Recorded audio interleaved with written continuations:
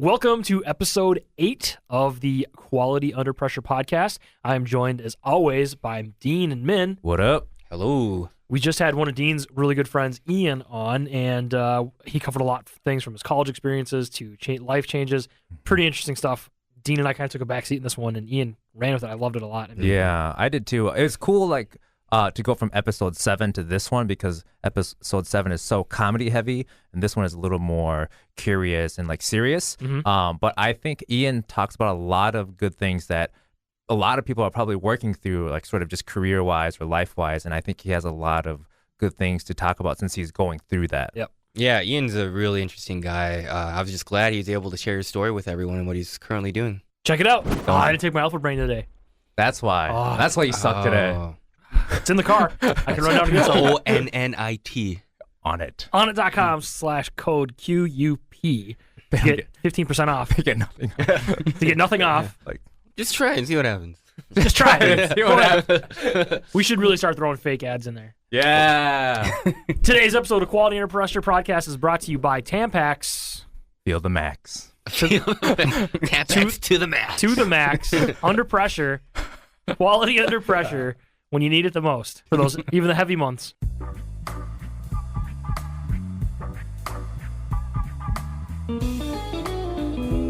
Welcome to the Quality Under Pressure podcast. My name is Min.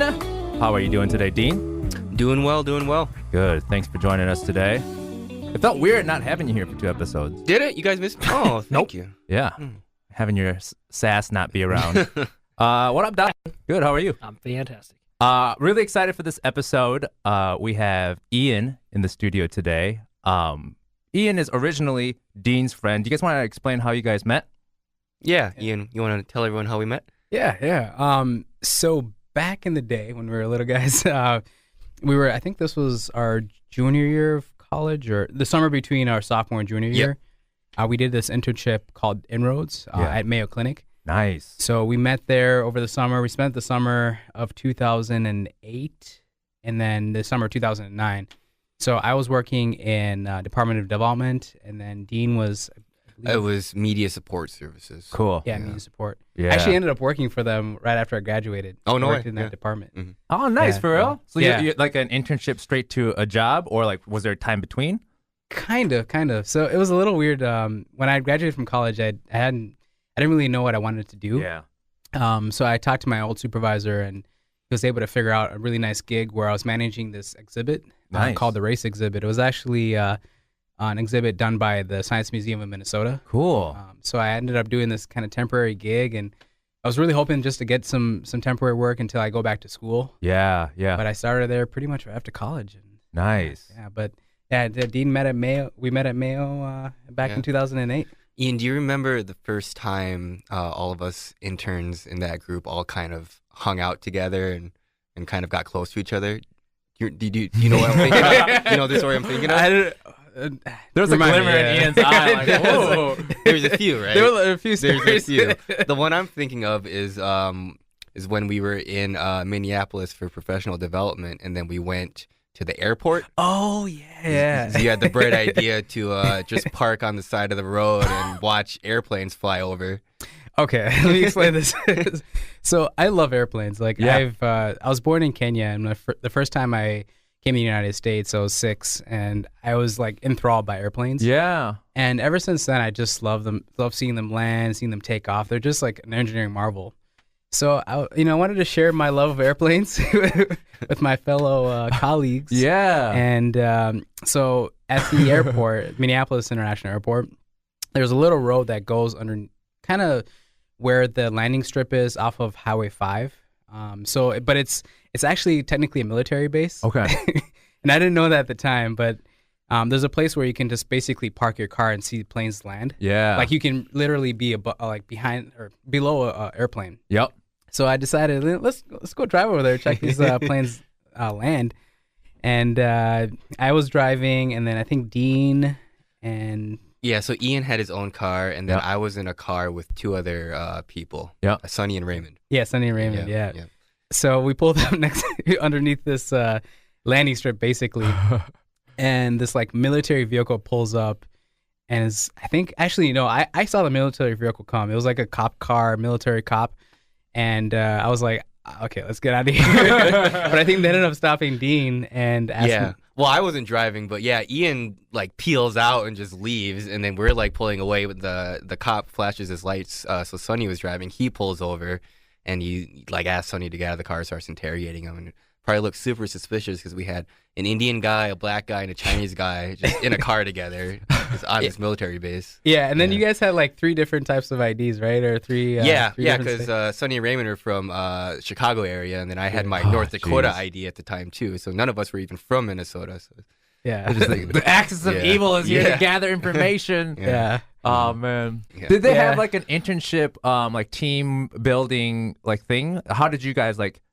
Obviously, you guys are all interns there, but how did you guys like come to like, let's go out together, let's go out and do stuff? Yeah, so Ian mentioned we were part of a program called Inroads, and so it's an organization that helps basically minority students get internships with partnering companies around the area, and so they all put us in the same apartment building. Cool. At the Mayo Clinic, and we were all at different departments, had different majors, but we all lived together, so it's kind of like a dorm. Nice. Yeah. So there was like a connective tissue, and then sort of just momentum. Like you guys weren't coming in like who do I meet? Who do I talk to? It was all sort of there already. Right. Yeah. Good. Mm-hmm. Yeah, it was Cliff House moments, right? That was the name of the place we stayed at. It's called dope. Cliff House. Yeah. So I mean, I met Ian.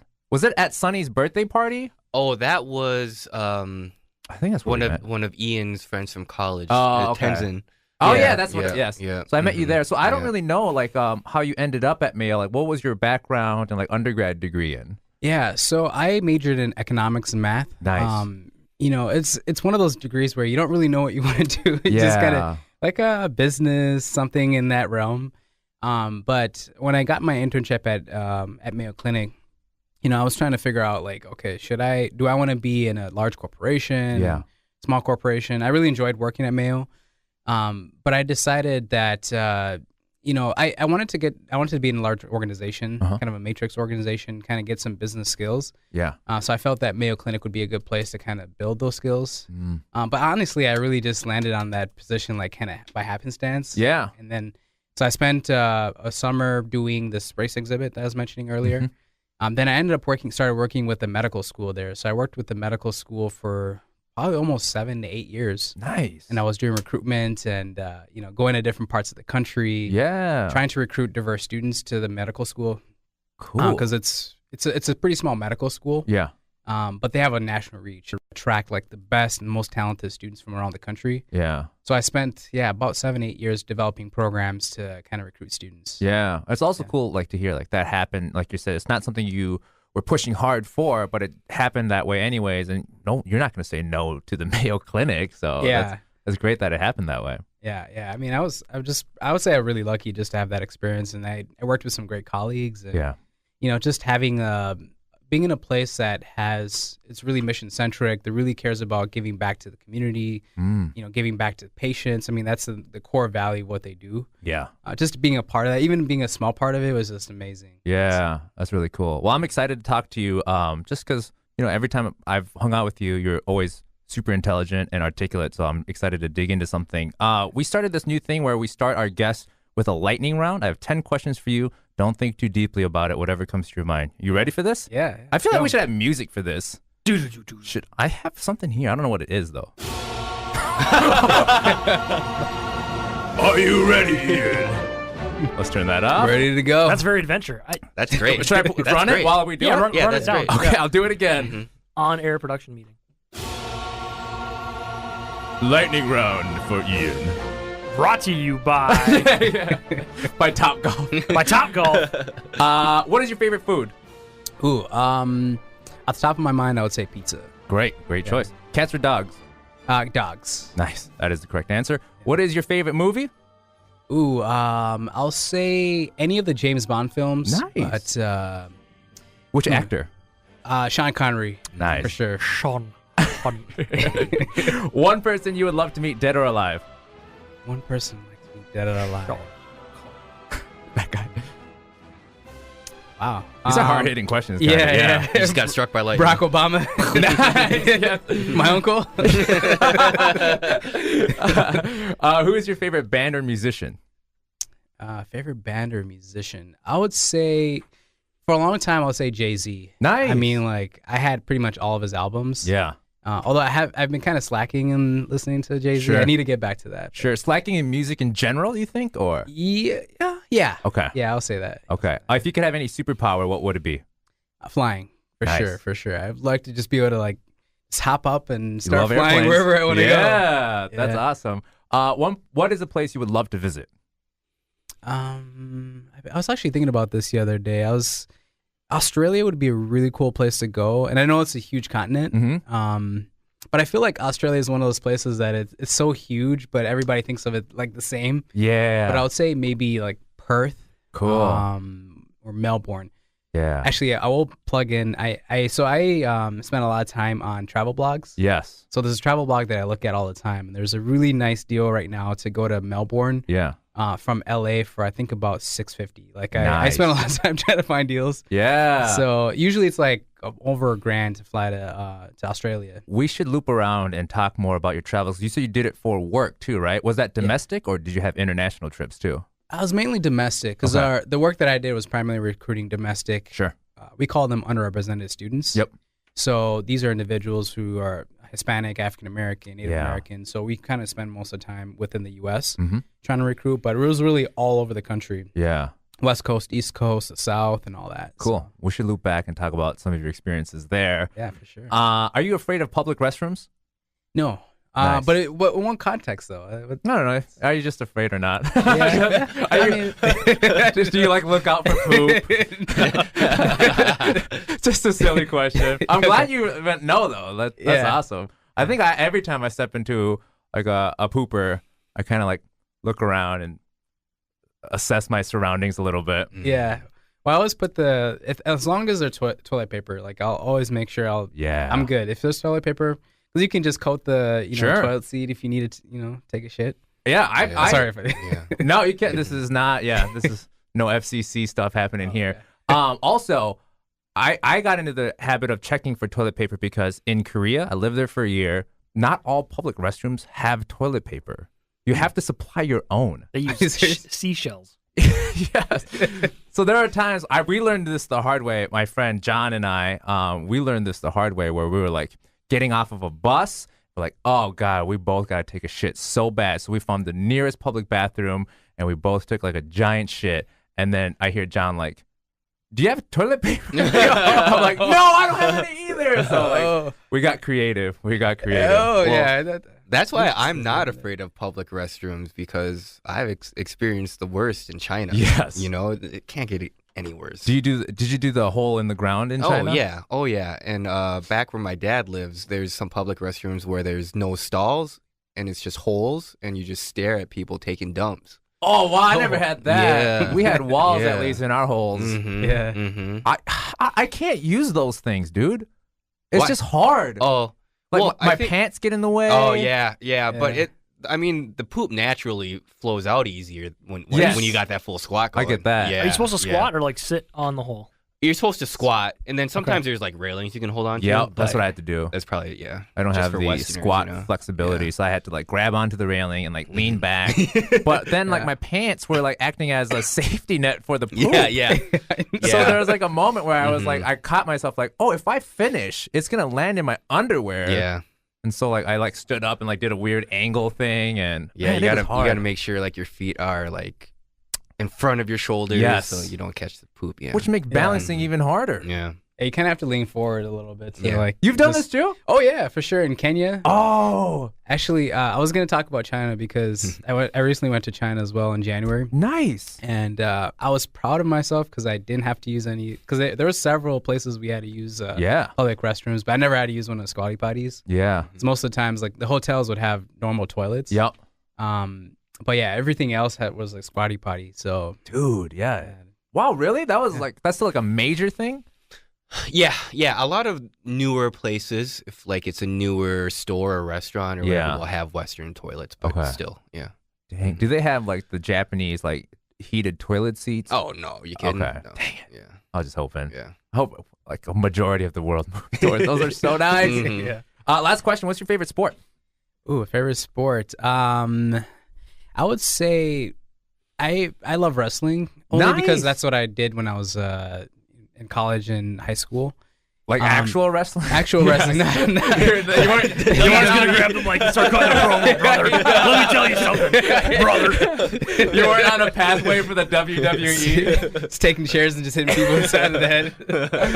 Dude, that's awesome. I didn't know you were a wrestler. Yeah, I wrestled for actually 3 years in high school and then 3 years in college. Wow, that's Yeah. really cool. Yeah, but I don't wrestle anymore though. I haven't wrestled since college. So. Yeah. So if I was gonna re-answer that question, I'd probably say I like football. Cool. You know, just like watching it, and Yeah. I like the team aspect of it as Yeah. well. Yeah. Strategy. Wow, wrestling. You still watch WWE wrestling? Not that often. Okay. If it's on, it's on. I'm not like religious into it. Yeah, yeah. You don't. You can miss Monday Night Yeah. Raw every once in a I while. totally miss it for like months at a time and not care. Yeah, yeah. Let's talk about your travels before we get to your topic of the day. So you said you did a lot of domestic traveling. What's your favorite place to go to in the U.S.? Favorite place. I would say, well, Chicago is probably one of my most frequent places. Nice. And only because I lived there for about 4 or 5 months in college, Yeah. and I just love Chicago. I just love the energy of it. There's a ton of food there. Like you can pretty much find anything. Yeah. There's just a lot of culture. And Chicago in the summer is probably one of the best places to go to, just because there's a ton of festivals. Yeah, I just saw a thing that said this past summer, the 3 hottest cities that people went to for vacations were Chicago, Orlando, and Atlanta. So nice. what you say is making sense. Yeah. So I've actually been to I think all of those places. Nice. So before I started my MBA, we had to talk about like one thing you've done, or Yeah. like kind of, you know those kind of things where Before you got admitted or no, after you Cool. get admitted. So So just like one fact about yourself. icebreaker type of thing. Yeah. Yeah. So one of the things that I said was I think I visited about 40 states. Nice, dude. Yeah. Or no, sorry. I think maybe it's almost 40 states. Sure. I have to recount it again, but I mean, yeah, still, I've been to quite a few states. you're over 20. That's already impressive. Yeah. Yeah. Yeah. So Chicago. I really like New York. I like Yeah. big cities in general. Sure. Okay. So I'll say that Cuba. I was gonna say Cuba, Miami. I've been to Cuba. Same thing. That's awesome. I used to trick people. When I got back from Korea, I would talk to people and they're like, "Oh, what have you been doing?" I'm like, "Well, I just got back from Korea," and like American geography is not very good. Like people just don't know what's happening in other parts of the world. And so they were like, "Oh, like where is Korea?" I'm like, "Well, you know China? It's like a city in China." Oh, okay. I'm just like, "What? Are you serious? Like, how did I get away with that?" Like, we fought a war there. How long ago was this? This was 2011. Really? Yeah, Oh, dude. okay. Not enough North Korea news Yeah, I in the guess. news, I guess. There is now. Yeah, Yeah. a little rocket man. So Miami is an awesome place. Yeah. Yeah. It's super awesome. So Just I- like partying, that type of thing, or Yeah. like what else? everything, the weather, the culture is just like super laid back. So I've been there twice, and one time I went there, it was just awesome just to kind of let loose. And, Yes. we ended up going from Miami to Key West, which was Cool. a really cool place. So if you ever get a chance to, if you're ever in Miami, just spend at least one day, get a convertible, Nice. and just drive all the way down to Miami or to Key West. yeah. And actually, I think Dean, didn't you do that? No, Sure. I never been to Miami. Actually, I went. You were when in I was Florida, like 8 though. years old. Yeah, but no, I never did that. Oh, you never? Okay. No, I think I told you about a convertible. I think you ended up doing that in Hawaii, right? Yeah, that's right. That's Yeah, right. okay. I did Yeah, in I was Hawaii. mixing up Yeah, places, but- which Yeah. is highly recommended also. Nice. Yeah. Do you like hot weather?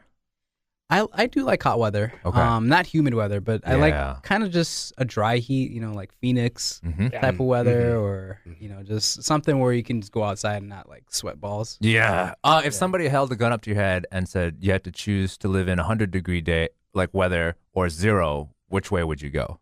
100-degree. You would. for sure, Okay. for sure. Okay. I'm the I mean- other way. Yeah, I can get warm way easier than get Yeah. cold. Yeah, same. Yeah. It's just I Later don't know. on. I feel like 0 degrees though. It's like you're not you're not going to be outside too long. Maybe if you're doing something, like, something active. Yeah. But I feel like you can still do stuff when it's 100 degrees outside and Yeah, for sure. be out there for a while. For sure. Are you outdoorsy? Somewhat, yeah. Okay. Yeah. You know, I like taking hikes and all that. And, Yeah. actually, I do like winter though. I love snow. Yeah. One of the things I'm hoping to do hopefully this winter is go snowmobiling. Nice. But I do ski sometimes, from time to time. Yeah. So you're like, would you say you're generally like an adventurous dude? Yeah, for sure. I'm just like, anytime I can just go somewhere, just do something random. Yeah. I love that. I love being outside. I love doing anything that's it kind of pushes my limits or just something different, Do you know where you got that from? I'd probably say my mother. Mm-hmm. Yeah, she'd probably be the person that I got that from. And it's weird saying that because I don't think I've ever thought about it. But, Yeah. She loves traveling too. We actually used to travel a lot together. Cool. Because she used to work for an airline. And she was, every time we would travel somewhere, we'd always go check different things out and, try whatever. If you're going to go somewhere, you got to try whatever is there. Like, what's the main thing that they have?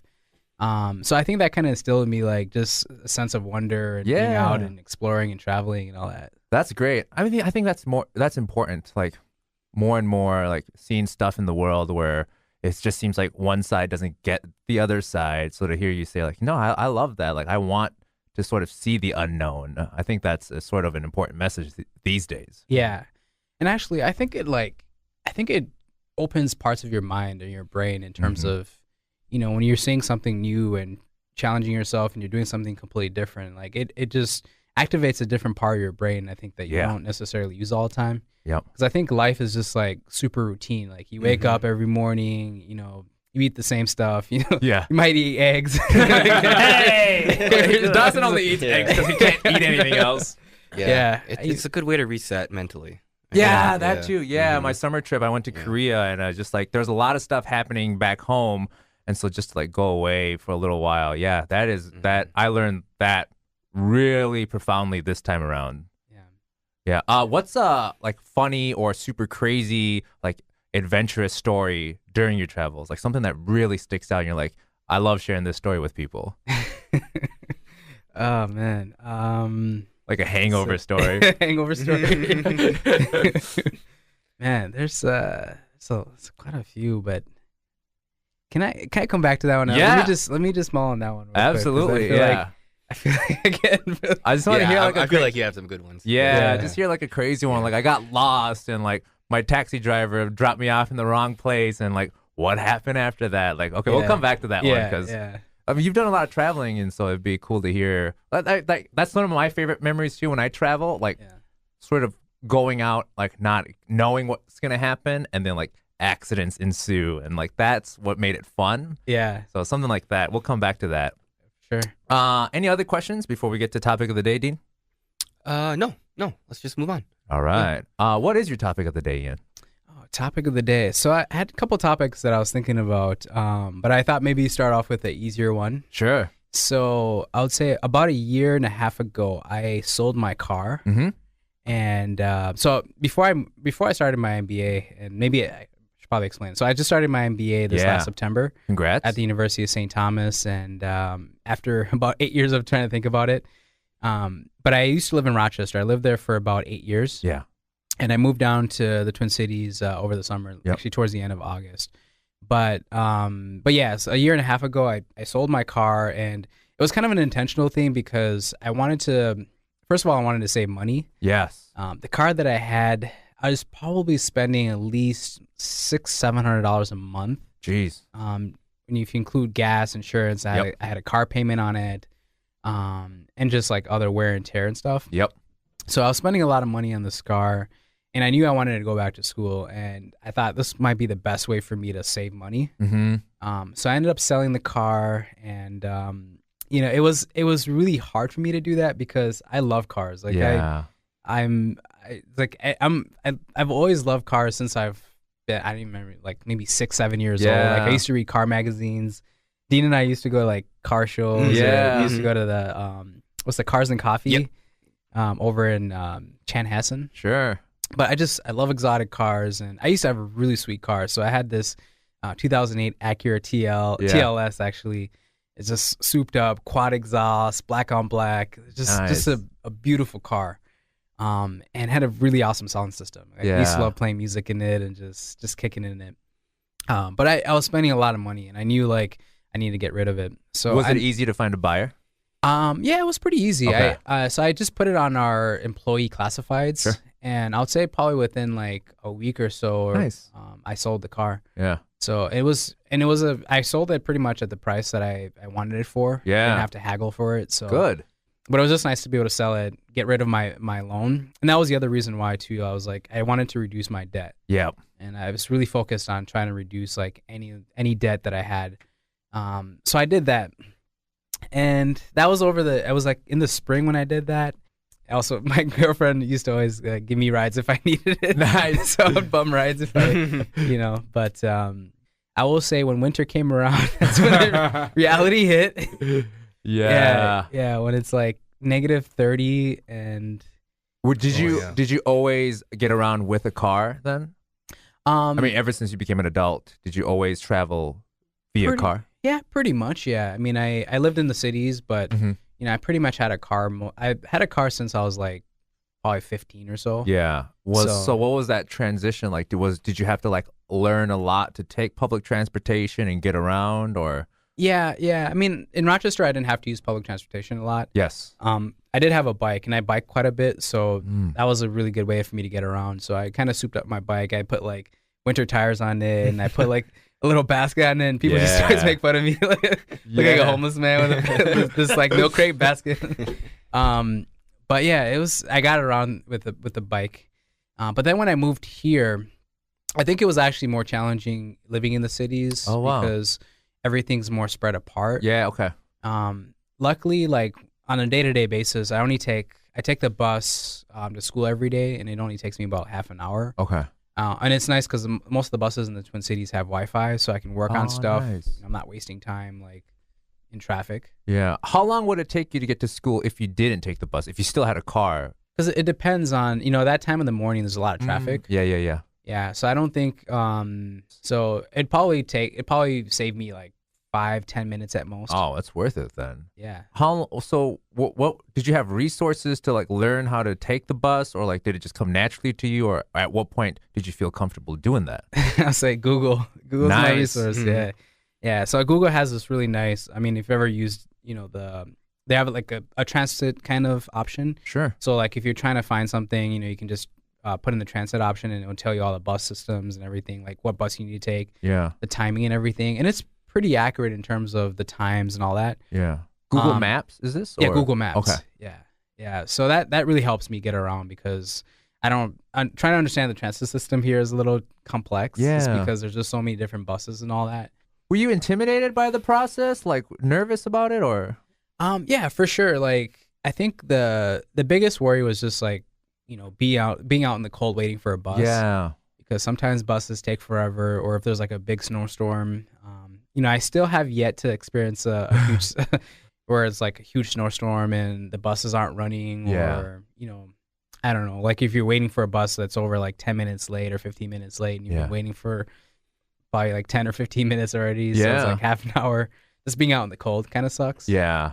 Yeah, but that's the only thing that's intimidated me. I mean, there are times where I'm just like working on something and I completely forget my stop, and then I have to walk like 20 minutes back to where I started from. Yeah. So that's cool to hear. Yeah, because I just feel like I would be a little nervous, like having to like learn that system, because it is sort of like it's there, and like to learn all the routes and things like that would freak me out a little bit. Yeah. Maybe it's your sense of adventure that allows you to like, I'm fine, like it's cool, like this, I'm learning something. But yeah, I would definitely say that you have to have a sense of adventure if you're on the bus. Yeah.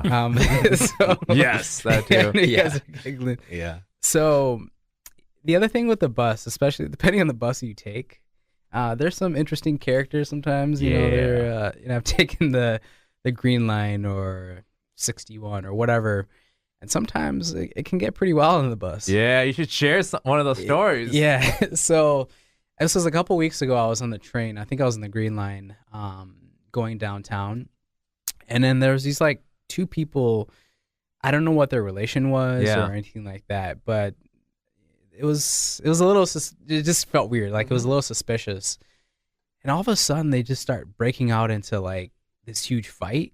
And, and I was like right next to them and they just start ramping up, just like, I swear to God, I thought somebody was going to pull out a knife. Yeah. And like stab somebody. But so this lady, she was just like, I think she was kind of out of it.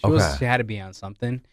Like she basically tried to swing at this guy. Yeah. And I almost like pretty much almost hit me. Wow. So I was like, oh man, I don't know. It can get crazy on the bus. Yeah. And that's like not uncommon. The people just like yelling. One thing that being back in the cities that's been interesting to see is just there's a lot of, I will say there's quite a bit of either homelessness or just people that aren't necessarily like fully there. Yep. Like the other day I was taking the train into downtown and these guys were just like super, I don't know, they're like coked out or something like that. Yeah. But just really out of it. And it kind of sucked just to see them because it's just messed up. Yeah. Yeah, I saw more and more of that too. It's because grad school for me was down in Minneapolis at the U of M. And so like we would take public transit like when we needed to get around quicker or like if we had like meetings in downtown, it would just be easier to take the light rail instead of find parking and all of that.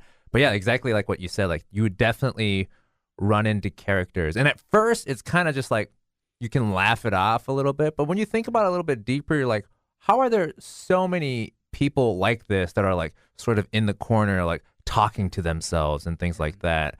And it's like, whatever, like if it's like a totally sane person and they're listening to music and that's what they do, like they just sing out loud or whatever, cool. Like you, like if it's a public ride, you can do whatever you want as long as, you're not offending anybody. Yeah.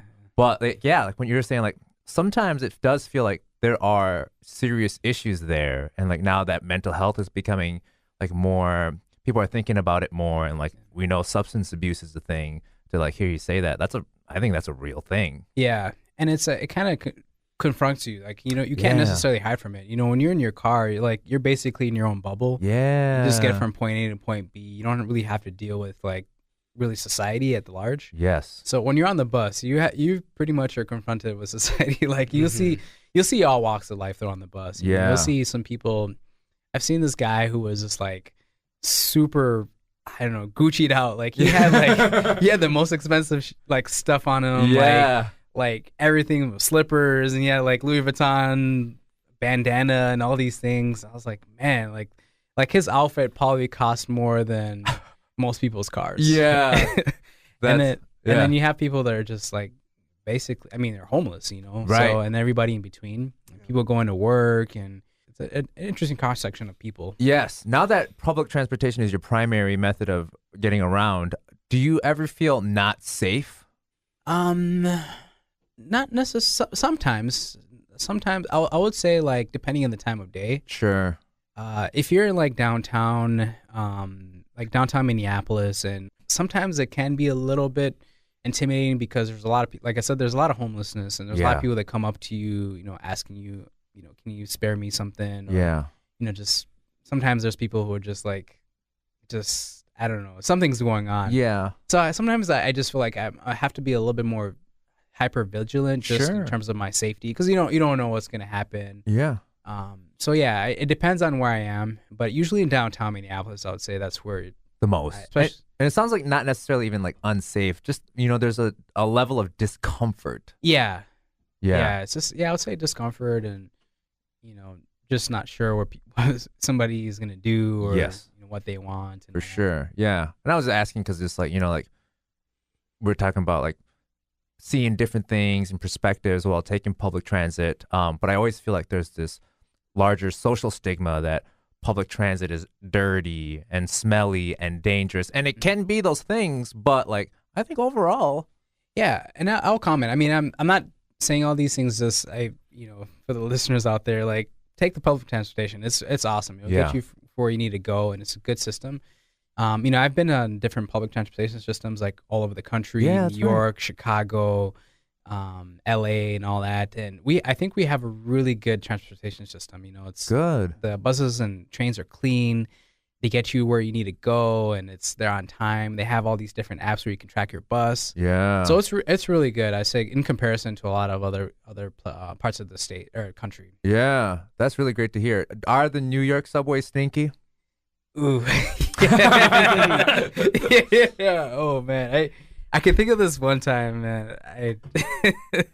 So I remember this one time I was in New York. Last time I went to New York, I was actually for 4th of July.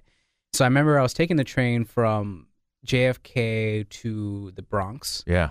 And there was somebody had to have taken a shit on the train because I was see it. I didn't You smelled see it. it. I Okay. smelled it, Yeah. and it smelled fresh. Yes. It's fresh. It was a good one. I saw some steam, you know. I was like, Seriously? Oh, yeah, but Like, I how swear cold to was God, it was crazy, man. It was like, how can somebody just take a shot? Yeah. Just like that. I mean, I could envision a time where I might do that too, just because we talked to Steve last episode, and he's so good at holding his shits in. I'm not, man. I have maybe a 3-hour window when it's like on the tip of my ass and like I have to hold it. I have maybe 3 hours at max, but I'm sweating during those 3 hours and like crouching over and like breathing hard. And there are moments where I'm just like, I can't move because like when you know it's coming out, and you just have to. Every ounce of energy goes to making sure it doesn't crown. Yeah, dude. Yeah, it's like you just have to use your entire body as Yes. just beautiful shit. Yeah. I know what you mean. Same. Yeah. Do you do a lot of ride sharing then? Yeah. So I do take Lyft and Uber quite a bit. Yeah. You know, like I said earlier, I like to travel a lot, and I also the other thing I do like to do is collect points. So I get points off of Lyft. Nice. If you connect that with your Delta account, Yeah. or Delta Sky Miles, you can actually get Delta points while riding Lyft. So I try to Sweet. do that once in a while just to get some extra points here and there. Yeah. Yeah, because they come in handy For when sure. traveling. Yeah. Anybody else have any questions for Ian about traveling and stinky subways? No, I mean I did like the public train. I tried it for one day Yeah. because I live 45 miles from my work. So I tried it one day during a snowstorm, and it took me 2.5 hours to get to work and back. I'm like, nah, I'm good. I'll sit in my car. Yeah. So that's all. That's my public transit. Don't do it during a snowstorm. Yeah, but even without a snowstorm, It would take that long? yeah, because it's go from my house, take the train Yeah. from there to Target Field, Yeah. which is in itself is in an hour. Yeah. Then I got to jump from there on a light rail, and then light rail to a bus, and then the bus to the office. Yeah, Yeah. it wasn't great for me. Yeah. That's why it's like when I hear stories about like people that live in like on the East Coast, when people like commute to Washington D.C. for their job and it takes them like 3 hours every day. I'm like, how could you do that every day? Yeah. They like go from like one state to the other. Yeah. It's crazy. Yeah. No, that ain't for me. Could not do that commute. Yeah. I also did want to ask you about, so now that you're going through this life transition, I just went through one myself. I'm not done yet. I still got to land this job after I got my master's degree. How's that going? Like, how hard was that for you? Or like, what amount of energy did it take before you got past like this critical threshold where you're like, I'm going to do it, damn it. And you just decided to do it. Yeah, so I would say it bubbled up for many years just because I thought about the MBA probably since I graduated college. Yeah. I mean, I was kind of teetering on doing the MBA versus Master of Applied Economics. Yeah. And I ended up doing the MBA or thinking about the MBA just because I knew I always wanted to be in the business world somewhere. Yeah. And I thought having an MBA as a general degree, you can do a lot of things with it.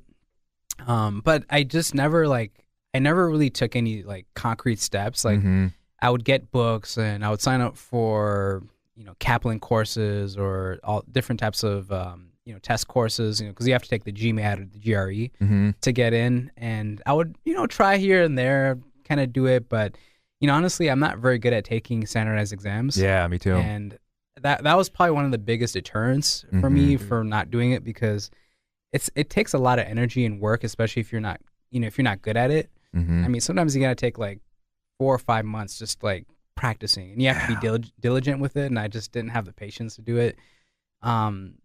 But I think what changed was, I at work, I mean, I was enjoying my job at Mayo, and it was a great place. It's a great organization, and I was making a contribution. But I knew in the bottom of my heart that like this wasn't like the final stop for me. I needed to do something because I'd been in my job for almost 8 years, and I knew that I needed to develop some skills, especially in the business world. So I thought, why not do it now? I'm 30 years old. I'm not getting any younger. Maybe I'm getting dumber. I don't know. I mean, well, I still have some brain cells left. I might as well try to do this. So I decided, let me just push it. But honestly, the other aspect was my girlfriend really was supportive of me doing this. She values me, being happy, of course, but also just that I pushed myself, and I think she knew that I wasn't happy with the decision of not doing it. So she really encouraged me to just kind of push through it, and I think I also needed that accountability, like to take the exam and put my application and stuff together, because it is a process. Like it's expensive. It's expensive. Yeah, for sure. Like I remember the course that I took for so I ended up taking the GRE. The course I took for that was like almost $2,000 just for the course. What? Yeah. Like a prep course for that? Yeah, prep course, yeah. Woo! Would you do it again? Yeah. Great question. I mean, I don't know if are you talking about the course? Yeah. Maybe not. I think if I probably would have just studied on my own, but it was nice having that accountability of having the class. Right. So, I do recommend, like, if you're thinking about grad school, and you got to take one of these exams, honestly, it's really important to do on it, because a lot of times you won't get into a program without it. Yeah. So I looked at it as an investment, and I was like, if this is the path that I need to take to get in, then that's just the bullet I have to bite. Right. Good for you, man. Because I took the GRE too, and I was just like, I've been out of school for so many years, and I'm just like, what do I do? How do I prepare for this? I just bought a self-prep book. Yeah. $20. So like, here you say like, you've dropped $2,000. I'm just like, man, this dude you were all in. You were all in. Yeah, I was committed to this. I was like, I'm not gonna give up on this. Yeah. And I knew that, since I wasn't really good at taking these exams, I just needed something to hold me accountable. And and obviously it worked out. I got into grad school. So yeah, I love hearing all that. I think a lot of people toy with this idea of like, like I'm content with where I am, but what do I do to like find more and reach for more and aspire for more? And I think hearing somebody's story, like your story, sort of helps them work through that. And so I love that aspect about like, yeah, your girlfriend was there and she was able to nudge you a little bit too, because again, it's scary. You don't know where to begin, and you sort of have to start climbing this cliff. Like, okay, I got to take the GRE. I have to apply. Like, think about these things. Think about finances. Do I sell my car? So there's a lot of things to work through, but to know that someone has your back, that's huge. Yeah. Honestly, I think that's, it's one of those things that I knew just how I operate. And, if something is that difficult and, you can do other things, right? I had it, like I was saying earlier, I had a great job, and I was really doing well in my job. Yeah. But I just needed that extra nudge and that extra accountability. And that's what my girlfriend was. And, she reminded me every day, just keep pushing, you can do this. Yeah. So, how is grad school so far? So I've been in it like 3 months now. Yeah. It's good. It's not what I expected. Yeah. Honestly, like when you tell people you're going to do the MBA, a lot of people think that the image that they have is just like, oh, you go and you have a few courses, but it's not super like academically rigorous. And it's not that tough. You have all this time to like, more applied and coffee and meetings. Coffee, networking, networking. But honestly, it was a lot tougher than I had expected. Yeah. And I would say, okay, it's maybe not be like much more difficult than like a undergrad, like a bachelor's degree. But just the amount of work that you have is insane. I have 7 courses right now that I'm taking, and so you have 7 different professors who are like wanting you to do different things. Yeah. A lot of reading, a lot of project-based work, exams and all that. So it's just a lot to like handle. You're taking 7 courses. Is that normal for your program? My program is 16 months, so it's a little bit intensified just because the short amount of time. Usually, most MBAs are 21 months. Yeah. But they front load especially that first semester because they want you to get all your credits in so that you can graduate by. Well, you can Towards network later on Yeah. if you have the time. Yeah. But you can graduate by December of 2019. Okay. So, but I basically have 5 core courses, and then I have these 2 other courses that are kind of like they're called leadership labs or labs. So there's a communication one and there's a leadership one. Cool.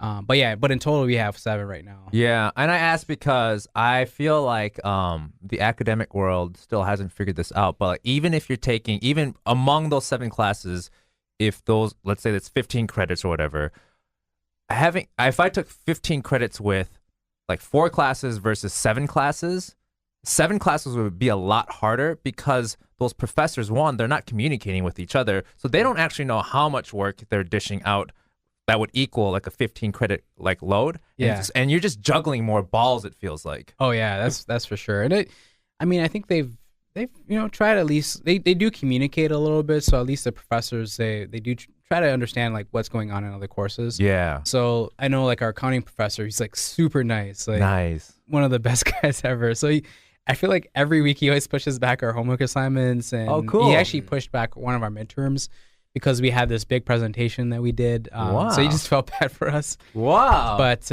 how much empirical work do you have to do for your MBA program? 'Cause it sounds like you're not afraid of numbers though, right? Because you've had a history. yeah. I mean, I'm not afraid of numbers, but I'm not. I can't say that I'm like super good at all numbers. It depends on what you're talking about. Like Yeah. if it's more of like for example, my accounting course is probably for me the most difficult course. Oh wow. Not because I can't handle the numbers, but sometimes it's the concepts of like Yep.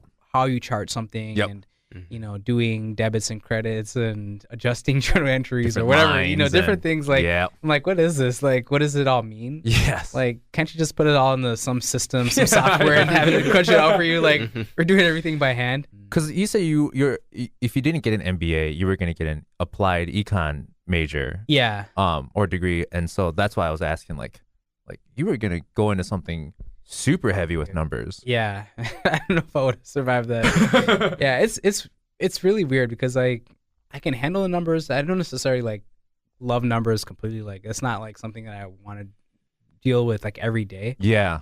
But I think I'm fine. I understand the importance of it and understanding like, how you use math to figure out like finances, Yeah. and macroeconomic trends, all these different things. Yeah. I find that interesting, but So then what is your like core passion? Like once you graduate, what is it that you want to do? ooh, that's my challenge right now. Yeah. So that's the biggest challenge that I have, just because the work that I did for the last 8 years was really, I would say people oriented. Like basically what I did was, trying to recruit. It was almost, think of it like a sales job. Like you're out there trying to encourage people to look at Mayo for medical school or residency. I'm developing programs. I didn't do a lot of quant heavy work. Yeah. I might have done some budgeting and all that, and Yeah. doing some reports and all that, but it wasn't really that quant heavy. So yeah, I think I'm struggling right now just because, I really wanted to do marketing coming into it, just because I had this kind of creative bug. Yeah. Yeah. And I like how you can market something and get people interested in, selling a product or selling something. And that's kind of what I did for the last 8 years. Yeah. But I feel that, I don't know, marketing it's a good place to be, but it's so general. And Yeah. I don't know if that's, I don't know. I'm trying to be open. Yeah, for sure. I think that's a good thing too. And I ask because I hear like this unique combination coming together where you have like these actual hard skills and you're good with numbers, but you have this draw to people and like organizing and bringing things together. And that was kind of like my jump was a little less. My undergrad is in communications, and I knew I wanted to tell stories and like bring people together that way. And now that I got a master's in public policy, it's still in that same vein where I don't know what I'm gonna do with this, but I know I wanted to do it. Yeah. But if I had to like really boil it down, even though it's broad, I know I want to wake up every day and feel like I'm contributing to like a community and like building a better society every day. That was like my main thing. Yeah. And I would say that's probably one of the things that I've been trying to figure out is getting into a role that actually has an impact. Like I don't want to sell like widgets, you know, like, what is that going to do in the world? you Yeah. know? So I think that's where what I'm exposed to right now is really, corporate business. And I don't know if that's necessarily me. Yeah, But I just want to be able to have the skill set to understand for sure. some Yep. of these, how business works. So I'll say to be determined. Yeah. I really So- like that last piece too. For me too, is sort of understanding the game if I want to be a part of it. Not necessarily like build that game, but I have to understand it to sort of like if I'm gonna include other people or like open up doors and like have it go a different way. I think I have to understand it. Yeah.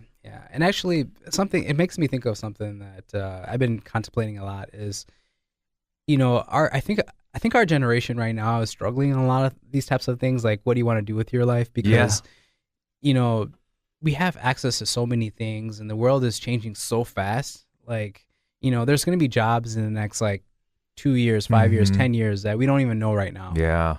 And I think a lot of us just don't want to stick to one thing. Like we have interests, a multitude of different interests. Yeah. So to say like, oh, I really want to do this, it's like, then you feel like you're leaving out other possibilities. Yeah. And I think that's a lot of my colleagues in the MBA program, I think are kind of in a similar boat. Although some of them may know, okay, I really want to do finance or whatever. But there's quite a few that are just like trying to figure things out. They have so many different interests. Yeah. That's So, really cool to hear. Yeah, I just wonder if that's kind of a generational thing, or if it's maybe people just are like that. I or- feel like our generation too, we're frightened by the idea of like, okay, I'm going to find this job. I have to do this for 40 years? No Yeah. way. No Yeah. thanks.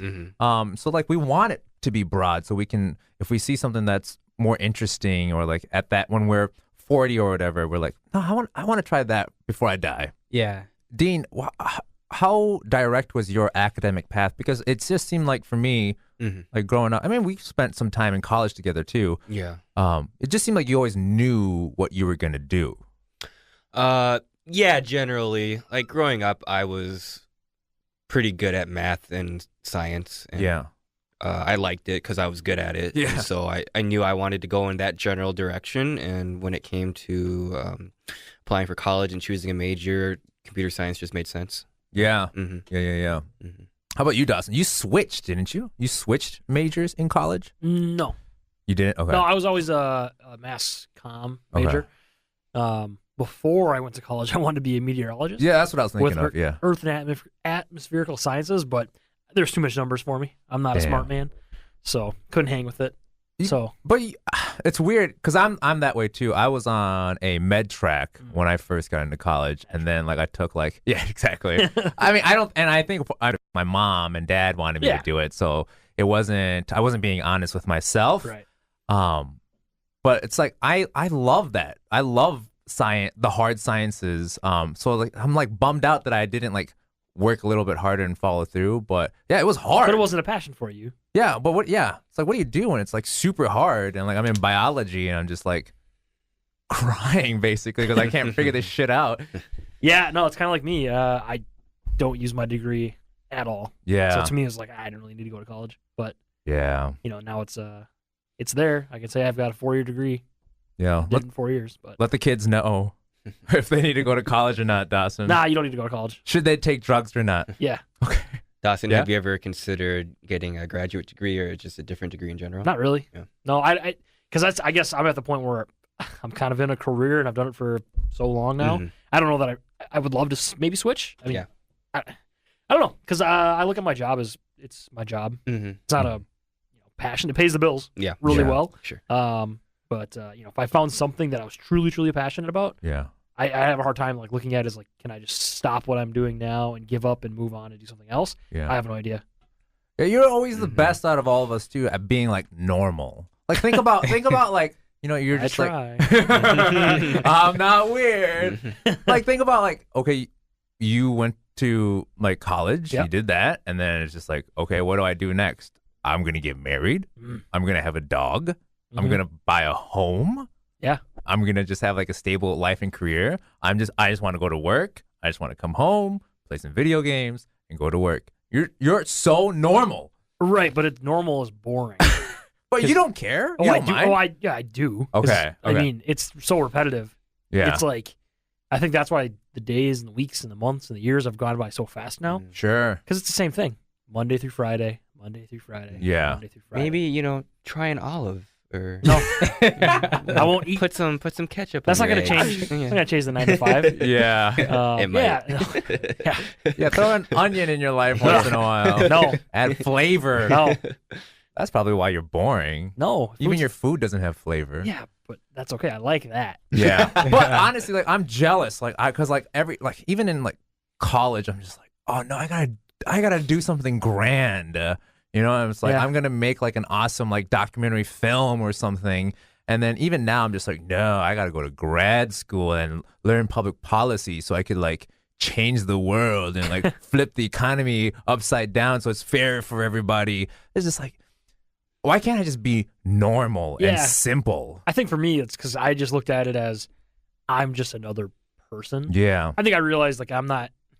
I just always look back as I'm just another dude. I'm not anything special. Yeah. So I guess I never had aspirations to change because I always like, I'm not a genius. Yeah. I'm not going to go out and develop a Tesla car. Yeah. Right. I'm not going to change anything. So I always looked at it as I'm just a normal dude, Yeah. and I'm just going to be that.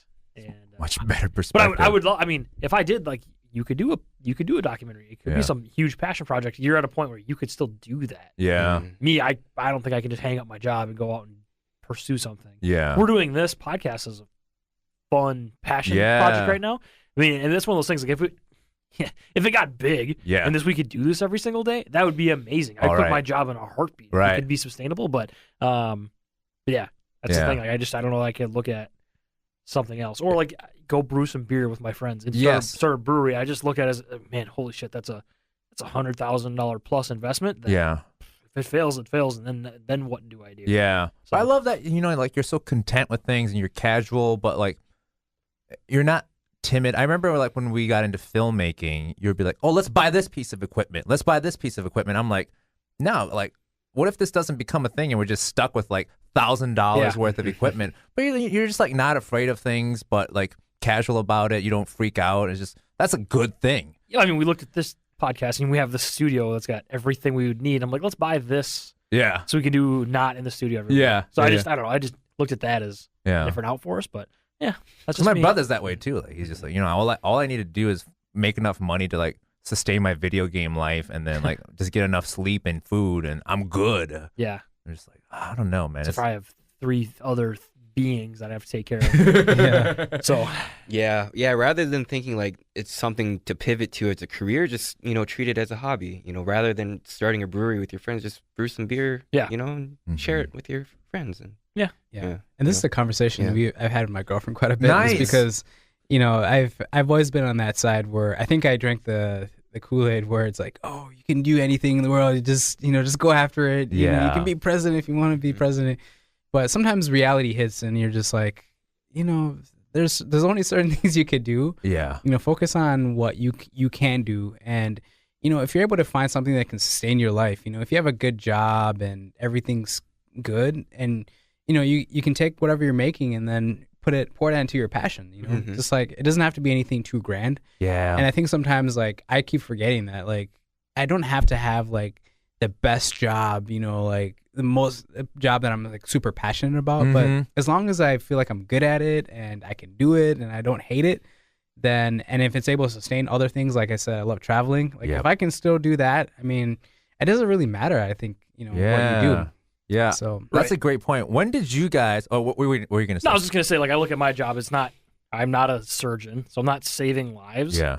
So it's fine. Yeah. It's When did you guys like realize that? Because it's like, for me, it was when I'm young, and then like my passion was like I wanted to make films and like share stories and have people feel things when they watch the film. But then you see like, wait a minute, people make films and make millions of dollars and like live in mansions. Not that I necessarily wanted those things, but I knew like our society just glamorizes everything that you do.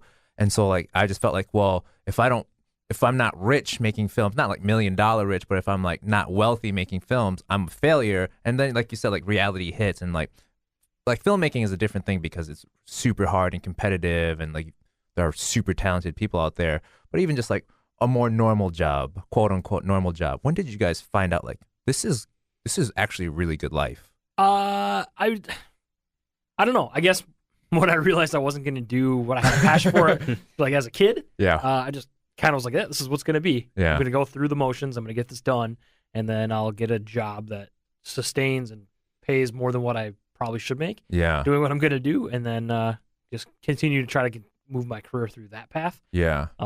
You think you were like a teenager when you found out? I think because like when I grew up, I wanted to be a weatherman, a meteorologist. And I wanted to do that, but then I realized I'm not cut out for the actual math side of things. Yeah. So it's like, you know what? I'm just going to go and do what I work with people. I talk to people, and that's kind of what I'm going to do, and I'm okay at it. I'm not the best salesperson in the world, but that's my job is, tying loose ends and making things work together. So I don't know. I just looked at it as that's going to be my job, and I'm always on the look for something in between that's a step above. Sure. Because I get kind of, I don't want to be complacent. I don't want to stick in the same role for 5, 10, 15 years. Yeah. I want to continue to keep growing, and I don't know. That's humble. That's humble as fuck, dude. Woke, I guess. Yeah, super woke. How about you, Dean? Yeah, I guess I can't pinpoint an exact moment, but it's probably when I started really traveling a lot several years ago, where it was just about monthly. I would go somewhere new, and just kind of realizing that my job and what I do and the salary I make allows me to do this when I can. I don't hate my job, but I also don't wake up eager to go to work in the morning either. But it's just a means for me to do things that I love to do. In my spare time. Mm-hmm. So it took you sort of getting into the professional world to realize like, this is fine. Yeah, exactly. Yeah. Mm-hmm. How about you, Ian? Well, I mean, you're still pursuing things right now, so maybe it hasn't completely hit you yet. Yeah, it hasn't completely hit me, but I would say like similar to Dean. When I started working in my previous job. I mean, I had no idea. I've never had planned to be a recruiter and all that, but I just ended up landing in it and ended up being good at it. And it was able to sustain things that I like to do. Yeah. So I liked my colleagues, and I liked the people I was working with, and I was challenged. Yeah. So yeah, I mean, I think sometimes if you find like a place where you just, everything's cool, you enjoy the people you work with, and you're in a good environment, they don't mistreat you or anything like that, then it's good. But I knew I needed a change. Yeah. So like I said, it's still be continued because I'm trying to figure that out now. Yeah, you boiled it down nicely. That's all. I mean, that's all I want to is just like, do I have to worry about spending money? And if I can say no to that, do I get to travel once a year? Can I save money for like a college fund? Can I help my parents out when they're sick? All of that. And then do I go to a place where I'm not being mistreated? Like, that's good. And not that I never wanted much more than that. Like, I don't want to be rich or like I've never had a desire to buy like a fancy car or anything like that. And so it's weird that I got tripped up in like, oh, I got to do better. Because I don't want a mansion or anything like that. But it's just like now at least I can sort of define to myself like, if I can just go to like on a trip every year and not have to like think about like, well, am I going to be able to afford things next month? That's a good life. Mm-hmm. So let me ask you this then. I know you mentioned your parents earlier kind of wanting you to go down that medical route. Yeah. Like, what happened between you and your parents? Like, did they feel like, oh, since you didn't do that, then our son's fucked up. For a second there, but they're so supportive. That's the thing about Korean, I think parents in general, but like they're so supportive. My dad, he's not a communicator, so he's a little more hands off, and he's just like, he's gonna do it, leave him alone. But my mom was a little bit more involved, so it's just like, I had to have like lunch conversations with her where I'm just like, I really don't like taking these hard science classes, or it's really hard. And then thinking like, well, I have this other side that I really like right now, and I would like to go into that direction. It was like a year process. There was a lot of, well, how are you going to make money making films and stuff like that, or working in art? If you do this, you'll have a very stable job right away. And they're not wrong, and it's not coming from a bad place. They just want you to have a stable life. But yeah, I had to work through it. Yeah, I would say definitely. My mother was pretty chill about it. I mean, she never said I had to do anything specific. Nice. I think she just wanted me to be at least financially stable. Mm-hmm. I know she pushed me to do the MBA like years ago. Yeah. And go back, well, not the MBA, but just go back to grad school. Yeah. And she just, there was a time where we actually got into heated fights. Yeah. Because she was like, "You're wasting your time. You know, you should do it right now." And I think she was just worried that if I don't do it now, at least this was like 5 or 6 years ago, that I would never do it. Yeah. I eventually ended up doing it, but Same here. I knew I wasn't ready at the time to do it. But I think she just always wanted me to be happy and not like, you know, she came here. We literally came to the United States with like $100 in our pocket and a suitcase, and that was it. That's all we had, you know. And you know, Mom has worked so hard to even get where she is right now. So I don't think she wanted me to kind of go through that same path of like, you know, working 2 to 3 jobs at the same time and, you know, not making a whole lot. And there's complete overlap. Yeah, my story and your story. That's, I mean, like I was saying, like it didn't come from a bad place, and like you go through those fights, but they just want what they think is the clearest path for a good life. Yeah, that's beautiful. She's proud of you now, though, huh? Yeah. Well, she's like, okay, now you gotta get a job. you're not done. Yeah. She may not express it, but I'm sure she's low key proud of what you're doing. Yeah. Absolutely. Dawson's got to go get pretty for Book of Mormon. Book of Mormon. Yep. You're gonna tell us how that goes. Has anybody else seen Book of Mormon? I have not. I haven't seen it, but is that at Pantages or Hennepin? Orpheum Theater. Yeah. Yep. Yeah. Okay. So I'm pretty excited for that. So drop some a review next time. Yeah. Good deal. Tell you what I learned. Yeah, about we're gonna learn today. About what if you convert? I mean, maybe. What if it's all this one big ruse for like everyone to show up and then like all of a sudden you have to leave and you have to sign a pamphlet? Yeah. Now I'm in. I'm a Mormon. Wow. Well, I hope that doesn't happen. Me either. I'll burn the place down. Ian, any last words? So I didn't answer your last question. Yeah. So what was the question again? Yeah. Oh yes. So that's right. It was like a travel story. So one of the things I used to like going out a lot, and I don't go out as much as I used to, but so when we went to Miami, this was like maybe 5 years ago. I actually went for my birthday. Nice. And so I went with a friend of mine, and I wanted to escape Minnesota because my birthday's in February. So I wanted to escape Minnesota. So we ended up going out to this club. We actually went up to several clubs. Just a good old time. So we probably were there until like 2 a.m. Then we went to another club. Nice. It was probably like 3 or 4 in the morning, and we were like super tired. So I ended up sleeping inside the club. Like passing out because I was just too tired. And we had gone out like 3 nights in a row. Yeah. And I think this was like the last night that we were there. So I ended up sleeping in the club, and then when the club was over, it was like 5 a.m. We went back to the hotel. And got to the hotel at 6, and then our flight back to Minneapolis, we were flying Sun Country. Oh God! And it was supposed to be at I think at like 11 a.m. or something like that. So at least we can get a few good hours of sleep. Yeah. So my friend Hugh, who's supposed to like be the one to monitor the.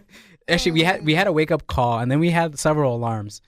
I was dead. Like I couldn't hear a thing. If there was like a war going outside, Still be sleeping. I'd be sleeping.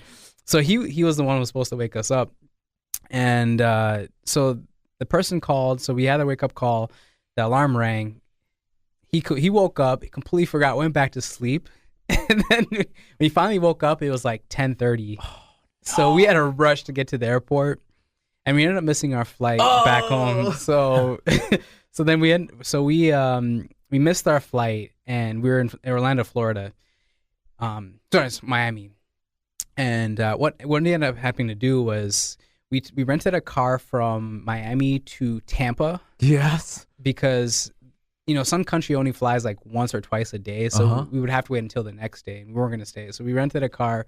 We drove all the way to Tampa to catch the next flight, which was at like 3 or so. Yeah. So we were like cutting it pretty close. We actually made it, but on the way there, we ended up getting pulled over because I was taking a left turn, and there was a cop right behind me.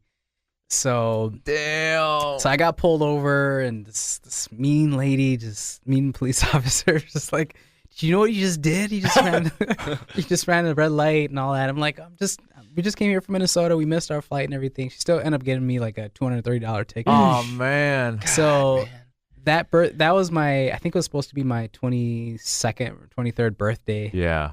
So that kind of ruined it. But the experience though, being in Miami was great. So I enjoyed that. But yeah, it was an expensive last day though. Yeah, it was expensive last day. Yeah. Oh man, that's good. All right, cool. Let us know about Book of Mormon next time. Ian, thank you again so much for coming in. That was an intelligent conversation. Thanks, Yeah, Ian. thanks for inviting me. I appreciate it. Cool.